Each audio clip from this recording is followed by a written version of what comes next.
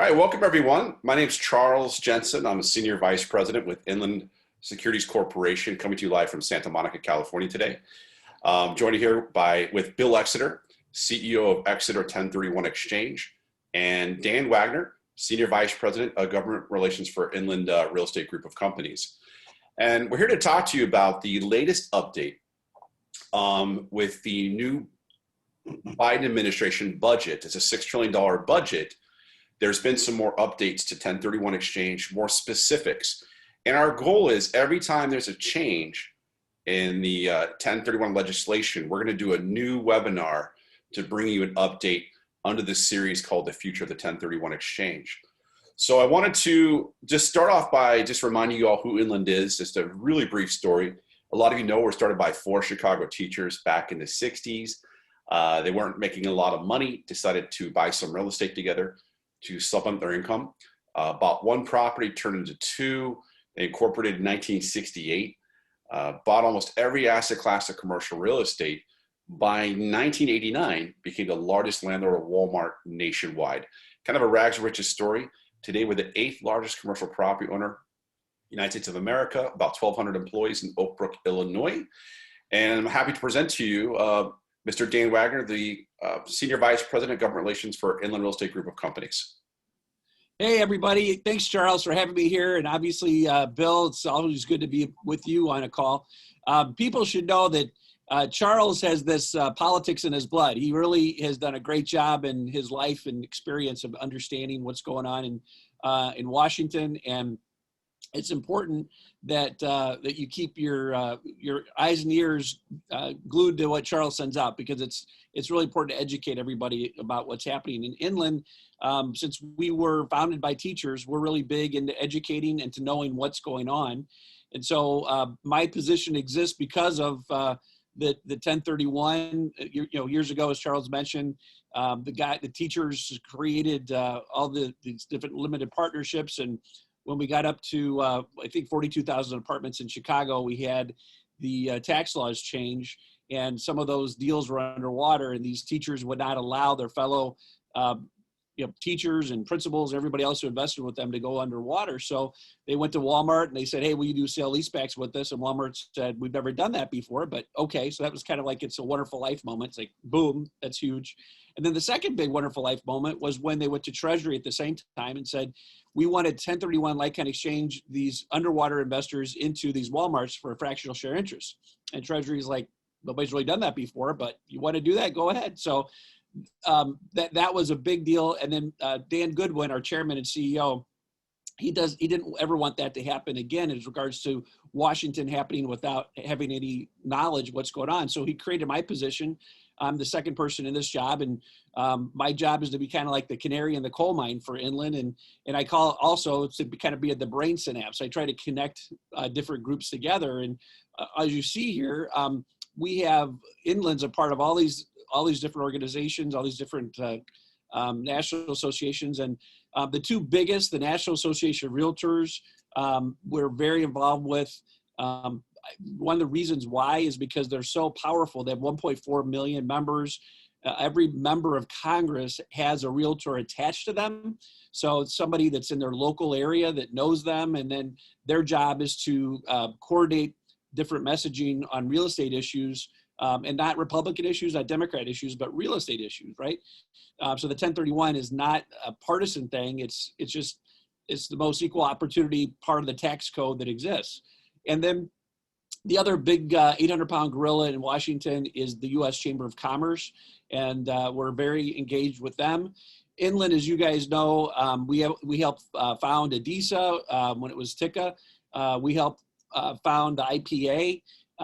So we have Nadi Kieferbaum's on the board of ADISA. I'm on the board of IPA, and I'm the chair of the PAC. We are honored to be part of, I call it the Jedi Club of the Federation Exchange Accommodators. They're the qualified intermediaries, guys like Bill Exeter. There's nobody smarter than these guys, and especially we got one of the best Jedi on the phone, or on the call here. And they deals with all the big REITs, and we love, and they deal with all REITs. We love working and being part of them. International Council of Shopping Centers.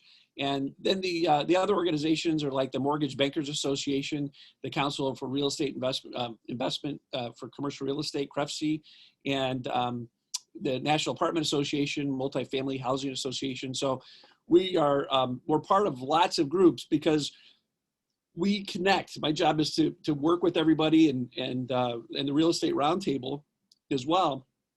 And the Real Estate Roundtable has actually put together this 1031 working group where we have, I think, 81 people that meet on a weekly basis. And you have, some of the best minds in Washington, but it's interesting because you're going to hear there's other groups that are part of this coalition, like the Asian Hotel Motel Employees Association, the Land Trust Title Association, the Farm Bureau, the Corn Growers Association, Cattlemen Beefs Association, the Nature Conservancy, Land Trust Alliance, different groups that you might not realize, wow, they're, these folks are a part of it. The Owners of Forest Association. I mean, just the list goes on. So all these groups are coming together because we're, the call has gone out that, as you know, candidate Biden during the campaign said he wanted to eliminate the 1031 and increase capital gains taxes and get rid of stepped up basis to pay for a plan that would that would give free healthcare, free childcare, and also free college to people. So we started working early on with the FEA, IPA, all the different groups again to start educating Democrats, because after the election, we all know what happened. There was we had a very close majority, but the majority still exists in the House of Representatives of Democrat. And by the fall, and I'll come back to the reason why the fall is a big deal, by the fall, there's going to be a 5-seat majority of Democrats in the House. So that's very, very, very slim. And then in the Senate, we all know that that's tied with Kamala Harris, the vice president, being able to cast the deciding vote. So with what's happening, we have, the President Biden has come out with this plan, and we worked really hard, for months and months to educate Democrats and tell them why the 1031 is so important and it shouldn't be eliminated. So, the kind of good news, bad news. The good news is that we convinced the Democrats that it is something important, and so it came out actually 24 hours before President Biden, and on April 28th, came out with his plan. We were told by all the top leaders of the Democrat Party that the 1031 was going to be fine. There wasn't going to be any issues. We're very happy and relieved. And then lo and behold, the 24 hours later, it came out. It said there's going to be a proposed $500,000 cap on the 1031, and that's all we knew. So the good news is that we saved it. People, they understood how important it is, but the bad news is that there's a cap, and then we didn't know what does that cap mean? We had tons of people asking, is this retroactive? What's going on? So what the president, what he does then is he puts together a thing called the Green Book. It's the budget that the president has to put together, and every president does this. It's kind of a political document. They put together all the reasons why they want to raise taxes and what they want to do or not raise taxes, whatever it is. And so President Biden put together his plan, and they released it the Friday before Memorial Day. He was able to highlight that for the 1031, we understood it more, where it's going to be capped at $500,000 for an individual per year, but you'll also able to combine your spouse. So it would be up to $1 million per year for the 1031. And they did not make it retroactive. It's going to be December 31st of 2021 that you can do exchanges. Until then, it'll, we're all normal. And then if this passes, then it would go start on January 1st of 2022. So that's a big relief for our industry, that we know that, and that's really good. The folks, unfortunately, that have sold things that were counting on the fact that they sold their properties and for capital gains taxes, unfortunately, if they make $1 million or more, they will be relegated to having to, if this passes, they'll be having to pay the increased capital gains taxes. So the president has highlighted he wants to increase capital gains to 39.6. And then you couple that with the Obama medical tax is 33.8%. So you're looking at a total capital gains tax of 43.4%. And then in some states, you can include, and Bill will be able to talk about that, that some states you add even a higher tax. Bill, what are some of the other taxes in other states that you can think of?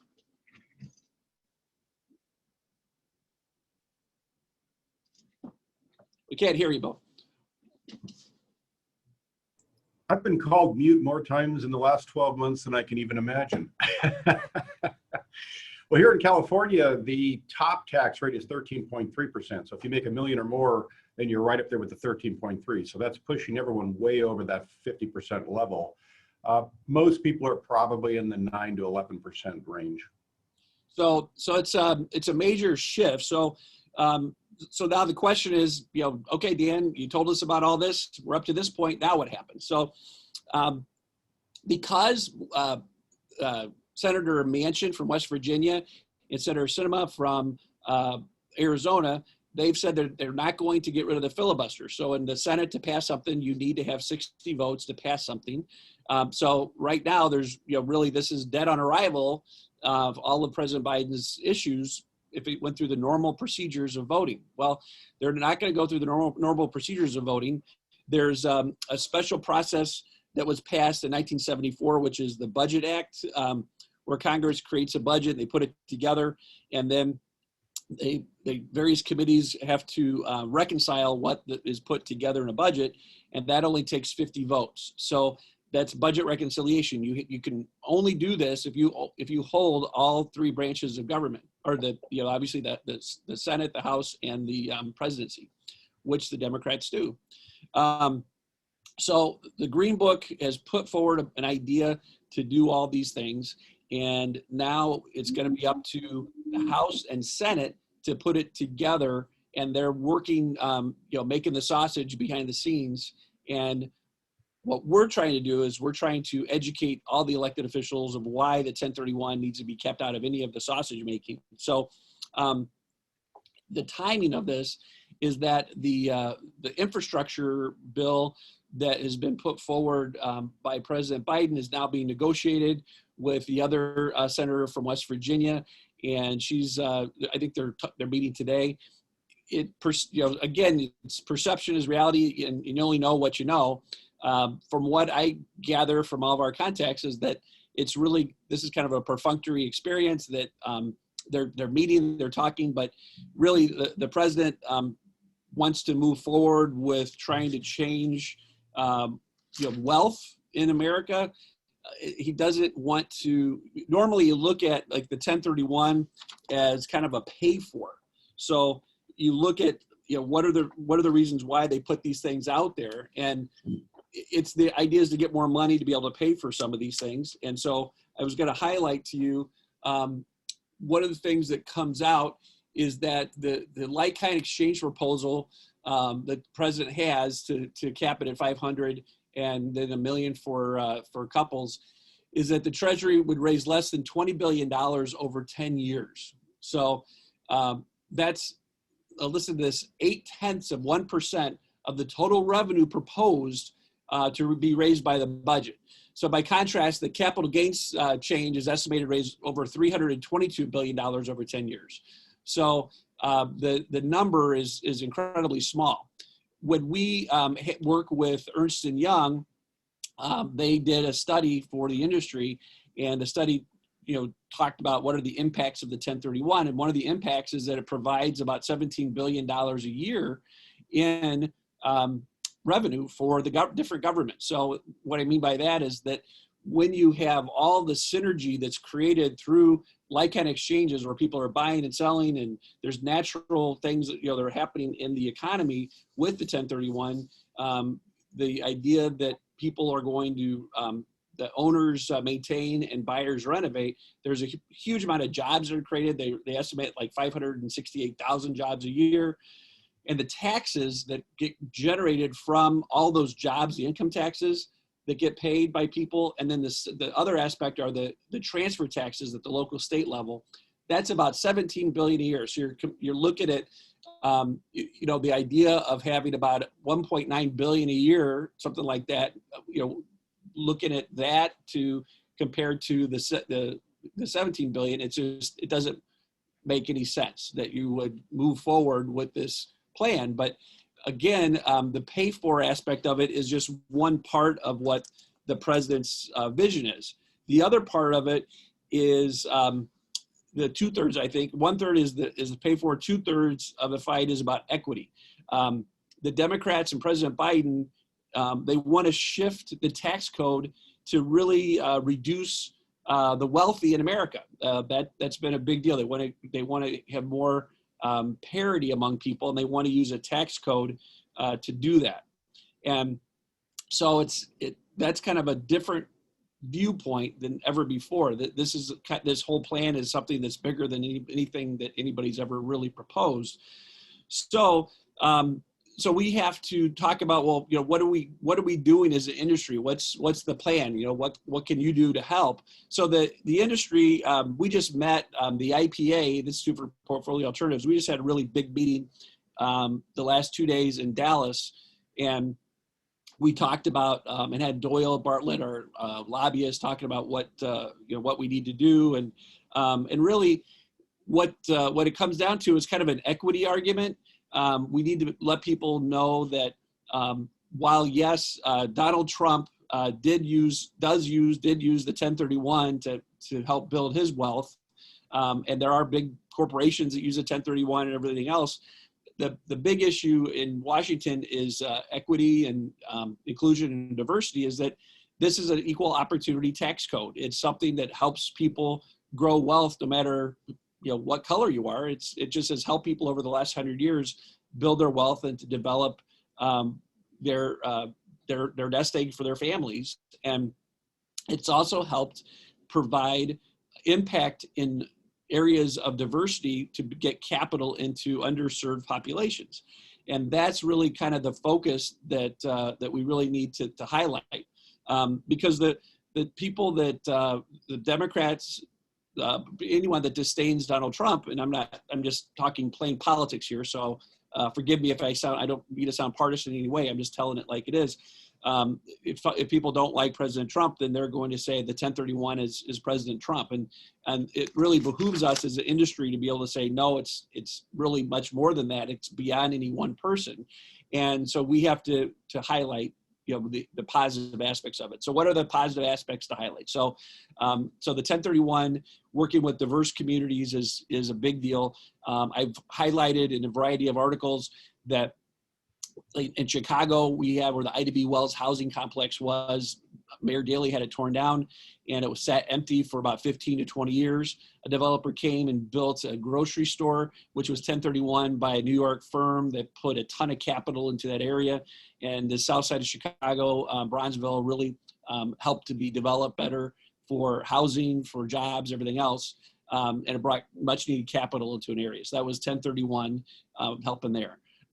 In Naperville, into a suburb, that they had the mayor of Naperville talking, which is a suburb of Chicago, talking about how the Costco that is going to be put in there that would not be able to be there if the 1031 didn't exist, so that an old Kmart that was owned by an older gentleman, he was able to 1031 and sell it to Costco, and Costco now is building this really great facility that's providing the jobs people, and that helps people pay for their lives by being employed. So, and then of course the taxes are going to be generated from the Costco that's going to impact the property taxes for people in town, and it's going to in a positive way.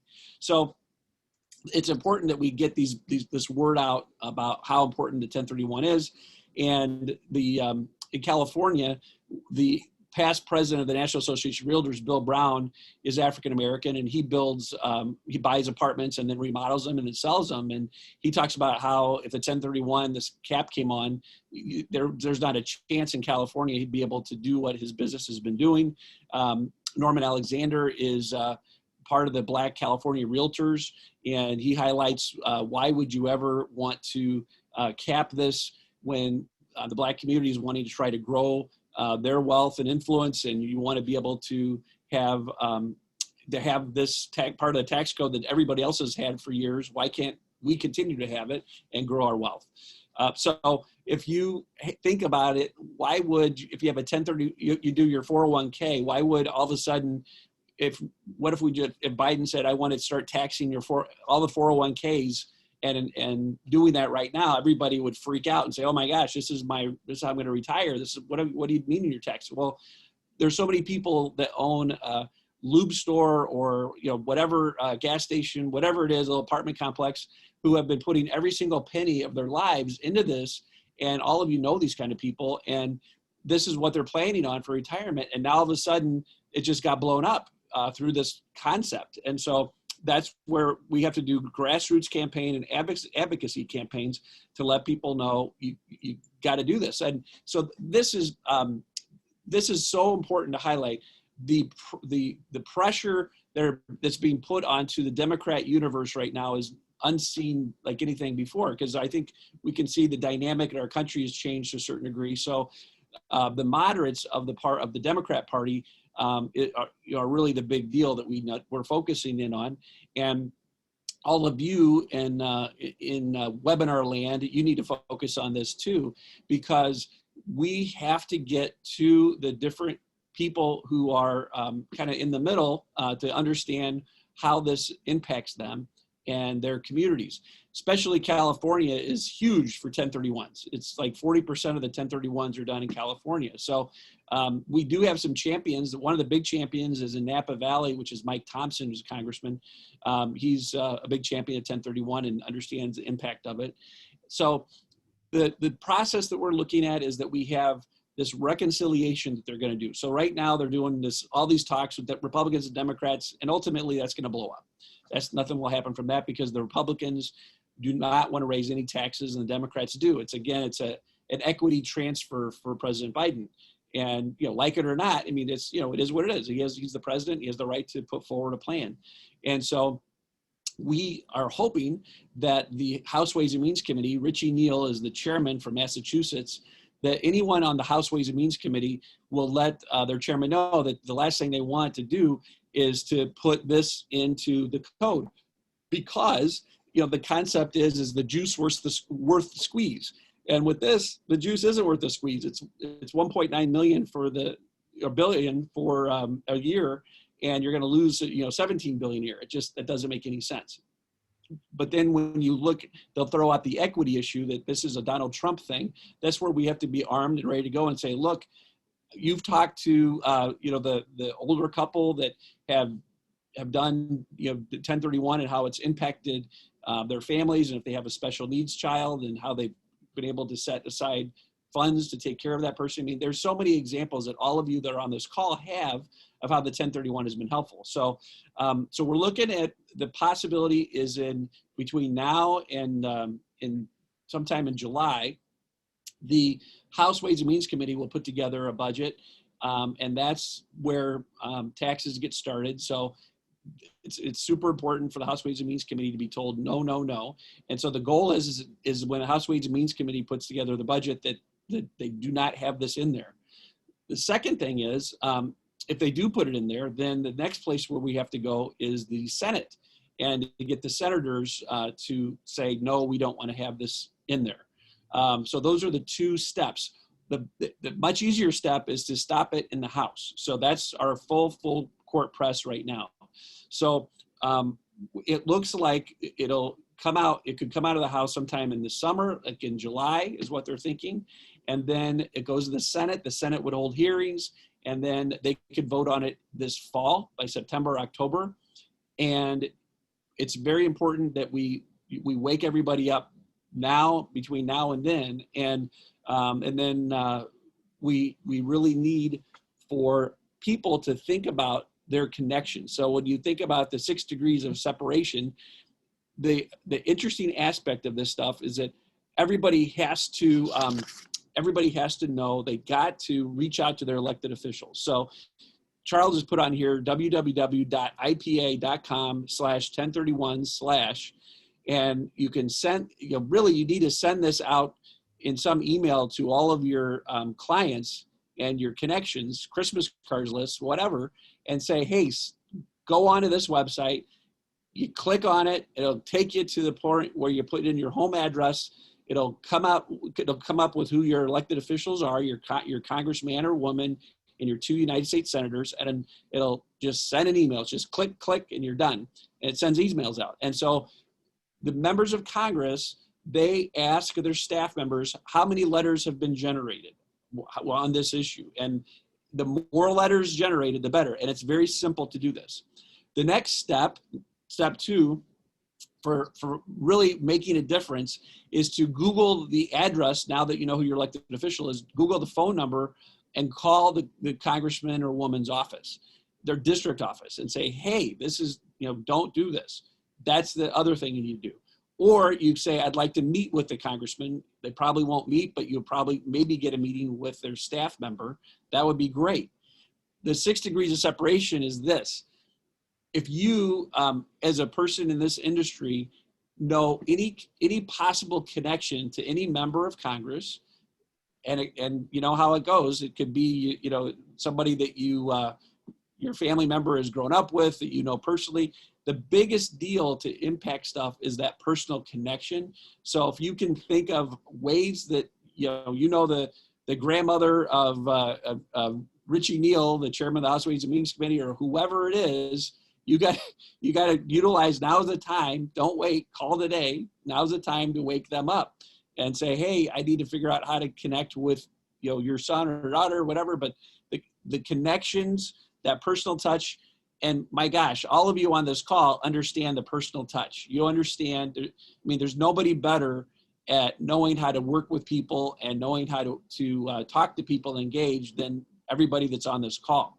And so it's super important that you reach out and get your elected officials knowing how this would impact, not your pocketbook, would impact your clients, real people. Don't make it about you.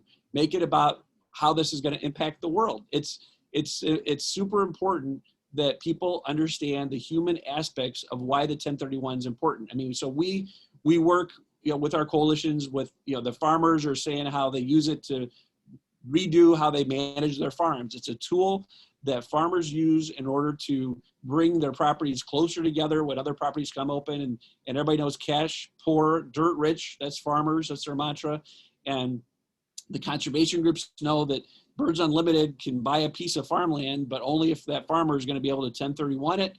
And so 1031 is a big tool for the conservation community. Their goal is to have 30 by 30, which is 30% of the land in America to be formed into open space by the year 2030. And the 1031 is a big part of that. So capping it at 500,000 is not going to be a way that they're going to be able to do big swaths of land that they need to do. And then, of course, from the most important, the diverse and inclusion area, bringing capital into underserved areas by being able to not have to pay the taxes and you defer it. It's a big deal that people know that this isn't like a freebie. The taxes are going to get paid. You're actually growing the wealth of folks that will actually pay more taxes. It's the 401k of real estate. Just like 401ks, you're putting the money into your portfolio. It's growing tax-free until you take it out, and then you pay the taxes. So those are some of the key things I wanted to highlight. The other thing that is interesting is that we went to the IBEW, the International Brotherhood of Electrical Workers, and locally here, out where Inland is, we're in DuPage County, outside of Cook County, and they could not have been better. They said that they invest, because I went to them thinking, hey, this 568,000 jobs is a big deal for electricians. And they said, Dan, yeah, we like jobs. And of course, that's part of what we like. But more importantly, we're a private pension for our employee or our members. We have to invest ourselves. We're not a public employee unions. So we have 80% of our funds are actually covered. We're one, like in Illinois, that's unheard of. Like Chicago, I think 20% of teachers, their pensions are covered. So it's a big deal that they're very proud of, and they're very important to have this fiduciary relationship with their retirees. And so they've invested heavily with REITs. And so they said, Dan, could you tell us if REITs are important for 1031s? So, or 1031s are important to REITs. So I got Baker McKenzie, I'm sorry, Dan Cullen, who some of you might know, did a really good white paper, and I sent it to the union, and it clearly shows how important the 1031 is to repurpose portfolios. And they said, we're with it. They can't speak on behalf of the international Brotherhood group, but this local, which is really big, they're with us. And so that's been an important thing to do. The other thing is that Inland, we're a part of the chambers. We got local chambers that are awoken to this, and they're seeing how this impacts the local community. As I said, the mayor of Naperville, which is a suburb of Chicago, Naperville has the second largest economy in Illinois outside of Chicago. And the mayor was talking to John Wunderlich of IPX 1031. John provided him, I think from 2015 to now, or 2019, how many 1031s just from IPX alone have been done in Naperville, and it was like 450 million. And the mayor's like, whoa, I didn't realize that.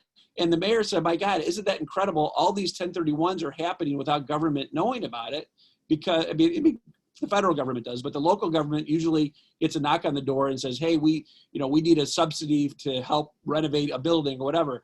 All this renovation and things happen without Naperville, the city, having to write a check, or the state of Illinois having to write a check to renovate stuff. And there were so many things that were renovated: medical office buildings, strip malls. Actually, Inland, we owned a Dominick's that went dark, and it was owned by a tech group, old tech group, and then a group came in 1031 and bought it and made it into Mariano's. And so it really obviously didn't stay dark for very long, and the community benefited from that. So there's so many aspects of the 1031. In the town near there, it's just. I'm sorry, Charles. Am I talking too much? No. You're great. You're great. I just want to ask a question, because I know a lot of people on the webinar today want to know specifically what has changed. Because we had a webinar a couple of weeks ago. Now that the budget's come out, what is more clear? This goes to Bill Exeter. This goes to you, Dan, to kind of outline, what do we know now? What is in stone that we know today that we didn't know a couple of weeks ago? Because I know there's some things that are kind of exciting. There's things that we're worried about. But could we go over this, Bill or Dan? Yeah, go ahead, Bill. Yeah. I think the last webinar we touched upon some of the changes that the Biden administration included in the American Families Plan. And one of that was the cap, if you will, which Dan covered, the $500,000 cap. And I think at that point it was clear that if the taxable gain was under $500,000, you could still do a 1031 exchange. It appeared that if the gain was over $500,000, you could still do a 1031 exchange, but the first $500,000 was tax deferred.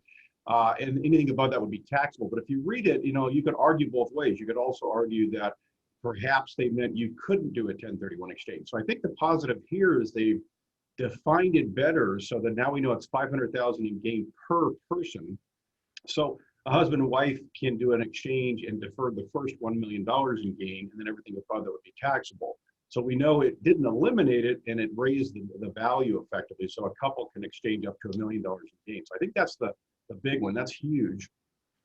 The other one is the last time we did the webinar, we weren't quite sure what the effective date might be. And the concern for investors was, could this be retroactive? And so I think this at least makes it clear that any exchanges started in 2021 would be safe. It would be after 2021 that it would take effect. And of course, the big wild card is, what's going to change between now and actually getting it in the bill. So that's a big piece of information.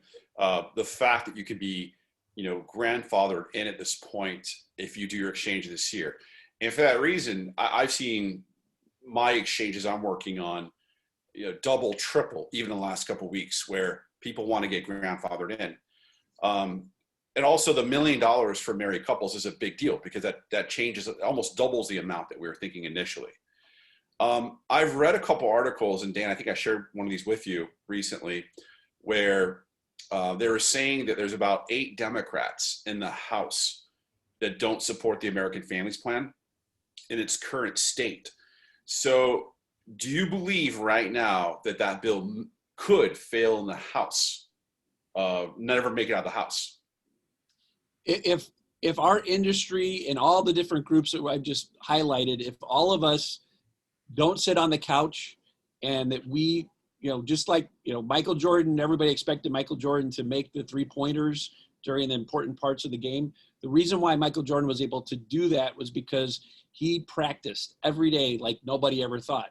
If all of us who are professionals in this industry take an active role in being able to contact their elected officials, so that those elected officials, like you said, those moderate Democrats, will be able to have proof to show that this is something that should not be put in the tax code, then that is what we have to do. If that doesn't happen, then people, they're just going to say, you know what, this is such a little thing, who cares? Let's do, it doesn't matter. But if they can hear from people that it does matter, then then I believe we'll be successful. If people just think, oh my gosh, I just said there's 1.4 million realtors, let them do it. Everyone on this call has got to get off their couch and to do something. And not just like, oh, I'm going to go on this website, just type it in and boom, just one. You need to send this to your database. You need to get your parents, your family, your kids, everybody. We need to just deluge the world with this. And that's what all of our associations are trying to do. We want to make this the most painful thing in the world. Because what happens is that the elected officials talk to you and they make you feel good, but they talk and talk and talk, and then they won't commit to anything. So that when they're in the back room, if anybody saw the musical Hamilton, I want to be in the room where it happens. I mean, they are literally in a back room at 3 a.m. and they're typing in, and this is what we're going to do. And when they, they're baking the cake, so to speak, when they reach for the 1031 salt shaker, you don't want that. You want everybody in the room to say, you can't use a 1031. Are you nuts? We'll get killed. That's what we have to do. And so, Charles, exactly, if we have everybody on this call doing that, waking folks up, then it will be successful. If we just sit back and just be like, somebody else is going to do it, then I think it'll be much harder. So if there's a game plan right now, the goal is, first, we mobilize, like going to this website, finding out who your Congress man or woman is, sending them a letter, figuring that out. That's the first thing. The second thing is, we hope that when that's happening, we hope that it doesn't make it in the bill. That's part number 2. If it does make it in the bill, we hope it fails the House. And if it fails the House, we hope it fails the Senate, right? Yep. So there's a lot of things that need to be done, but I think the thing right now is the advocacy will help us make sure it doesn't even end up in the bill, is the main idea, right? That's the goal, because once it's in the bill, it's hard. Once it's in the bill, it's going to be hard for a member of Congress to stand up and say, I'm going to stand in front of this freight train. Once it's in the bill, it's going to be hard in the House. The Senate has more, will be able to, there are people that can stand up in front of the freight train in the Senate. In the House, it's harder because it's a smaller, it's a smaller district and everything, but we need to get it not in the bill. If it's not in the bill in the House, that's fantastic. But we still are going to need people we're still going to have to keep contacting our members of the Senate so that you don't get somebody at the last minute that tries to put in an amendment. But it's much better if it doesn't go into the House bill. And the president is doing a ton of work to get his whole plan through. And so there's members of his administration that are talking to every single member of Congress. And when you talk, Charles, you said $6 trillion, there's a heck of a lot of wonderful things that can be purchased and put into districts that are needed for the community. And so it's, we have to be able to explain to people why you can't be for this. And I can't overemphasize that. There's just so everyone knows too, for housekeeping items, there's a Q&A box. If you look at your toggle screen, it's either the top or bottom of your screen. If you go top or bottom, there's a Q&A box. You can ask any questions. We have a couple questions coming in. One is for Dan and or Bill. Can you please guide with specifics, websites, letters, et cetera, to the outreach? I know we said, using Google. Are there any websites that you'd recommend where you can find your congressperson very quickly. The one that we just gave is the IPA's website, and you just type in your address and it'll tell you who your congressman is.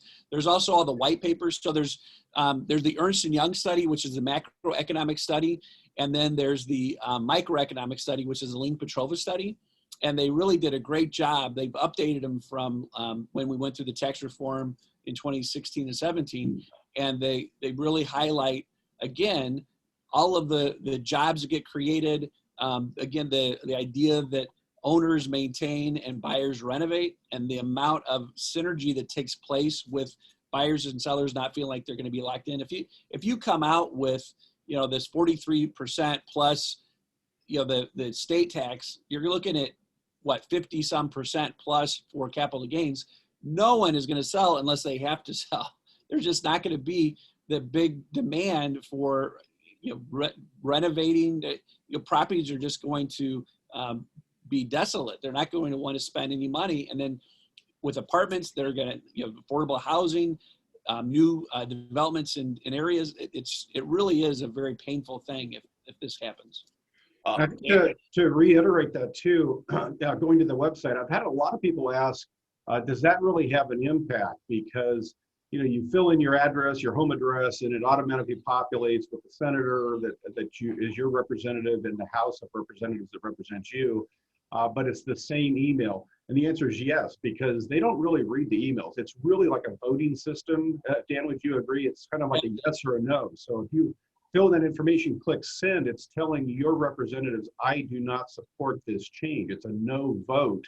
And if we get a ton of no votes, that tells them that their constituents care. Yeah. Quick question for either of you.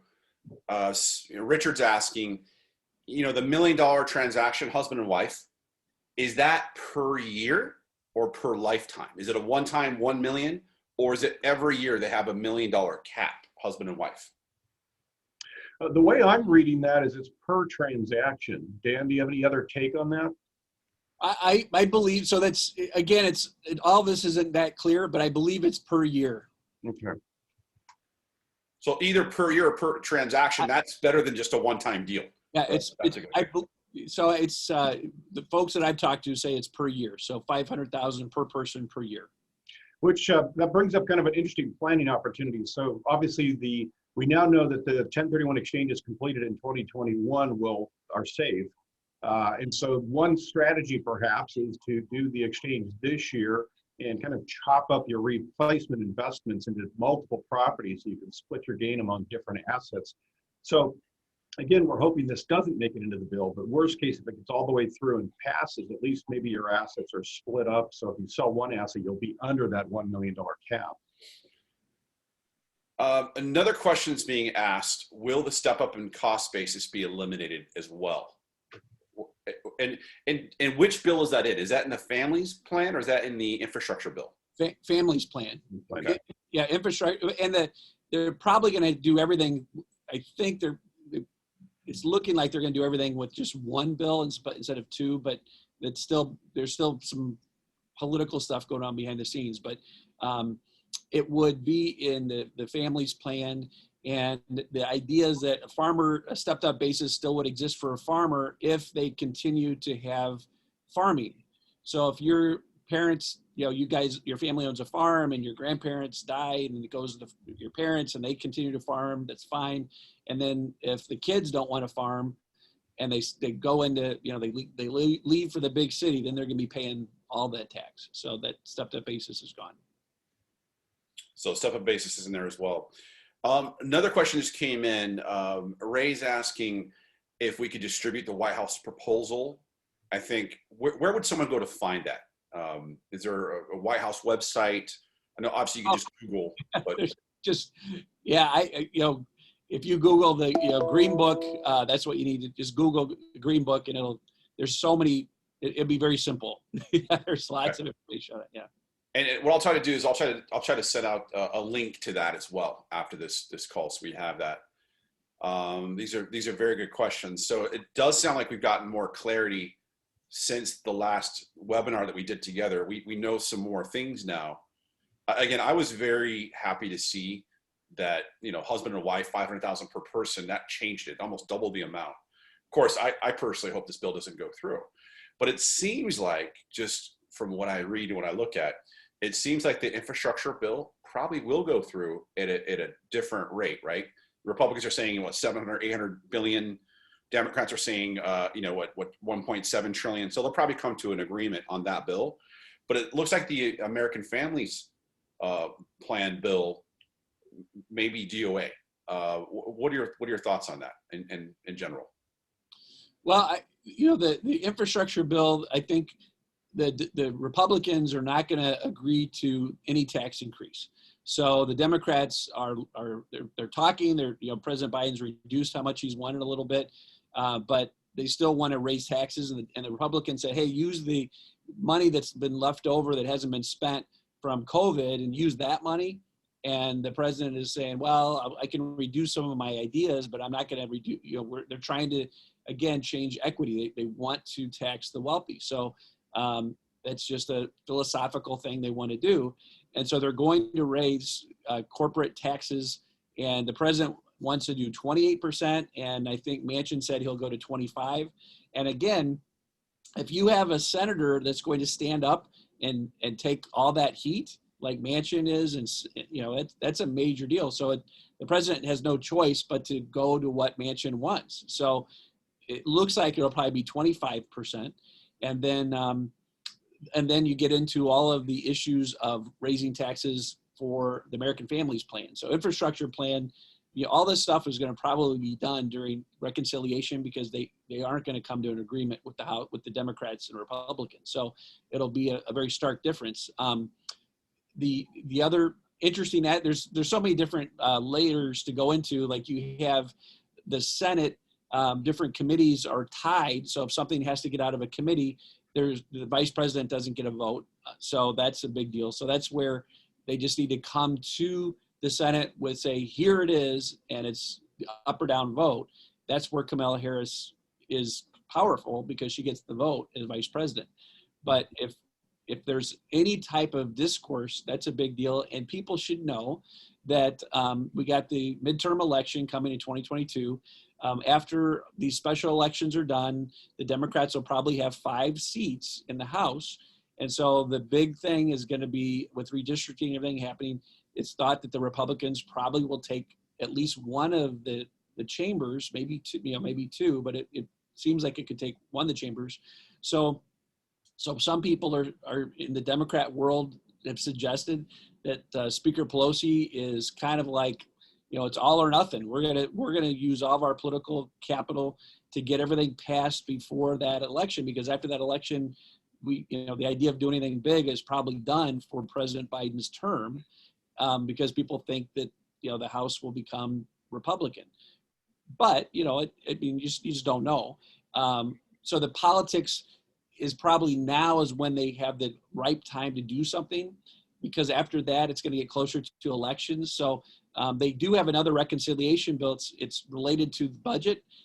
So the FY21 budget was passed for the 1.9 trillion stimulus bill. That's where the Republicans said no and the Democrats said yes. And then the next stimulus is for the FY22 budget, which will be done in the fall. And that's what we're talking about. And then FY23 is another budget that they could do and pass again next year, but it's very close to the election. So it really is thought right now is the right moment, and it's important for people to be aware of that. And again, please do not just sit on your couch. Get active and get engaged, and to actually get to know who your members of Congress are. I mean, I know who my members of Congress are, and people think that this is, Bloomberg just did a story saying that how Donald Trump benefited from the 1031. If you're out in California, obviously Donald Trump isn't loved. He didn't win the majority votes in California, right? So you get people that aren't going to be sympathetic. But that's where you have to be like, this is an equal opportunity tax code. We got to talk about all the other aspects of how it impacts our economy, and you can give your personal examples of how you've helped people with 1031. So it really is our industry, our livelihoods, but more importantly, the people that we serve, our clients and America that we have benefit from the 1031 for the last 100 years. And that's the most important thing. You don't want to call a congressman and say, I'm going to lose my money. You don't want to have that. You want to talk about the big picture, the holistic aspect of how the 1031 impacts society, not your pocketbook. It's society. Okay. So, and that's, it's true. And if you look at the ways you've helped people, that's true. So you can be proud of yourselves and what you've done in your industry, and you just need to articulate that to these folks. Don't be afraid. Your vote matters most. I've had some people say, well, I'm going to call Richie Neal in Massachusetts. Well, if you call Massachusetts, the first thing they're going to ask you is your address, and it's meaningless. It's voters matter. So the vote where you vote, those people are going to care more about your thoughts than anybody. That's what you got to do. So your 2 senators and your congressman, you or woman, you've got to let them know what the heck is going on with this 1031 thing. Get rid of the $500,000 proposed cap. Dan, there's another question about the families plan. Is there a bill yet? And obviously there's no bill yet, right? No bill yet. Nope. Right. And that's the goal, is to make sure that exchanges do not end up in the bill. Right. Step up does not end up in the bill, or the bill does not possibly go through, which would be good for our industry, clearly, right? Well, realize that this green book is simply a political document, and it doesn't mean anything. It's a political document.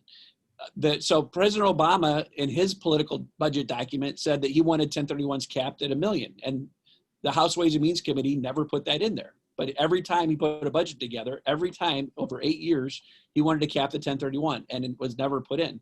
The reason why it's reached such a high level right now is that you've seen society change, and the for the good, better, whatever, worse, whatever you think, but things have changed, and now people are looking at trying to, they want to make a big difference. The Democrat Party is a lot more left than it's ever been, and when the president says he has a mandate, well, he was elected, he had a ton of people vote for him, and he's president, but the mandate of 50 senators in the House, in the Senate that are Democrat, 50 that are Republican, that's not a mandate. 5 people majority in the House is not a mandate.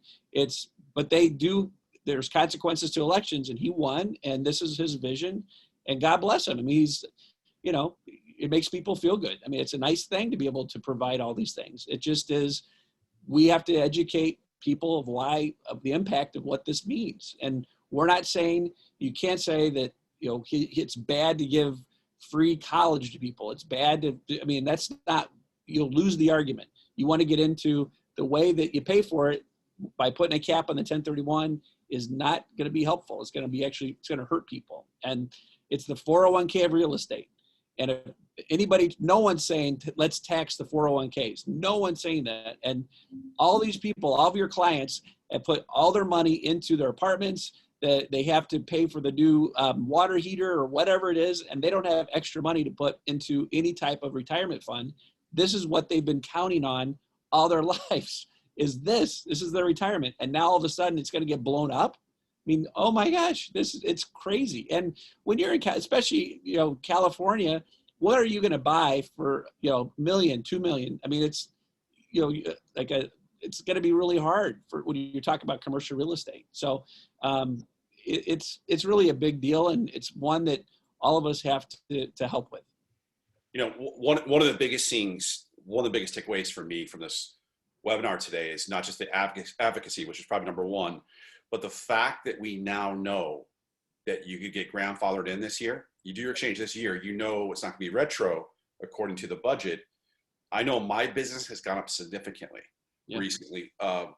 Mr. Exeter, have you seen transaction volume increase on your side too? Our transaction volume just the last 3 months has tripled. It's been an incredible spurt, and I think a lot of that is because of the potential threat to 1031 exchanges.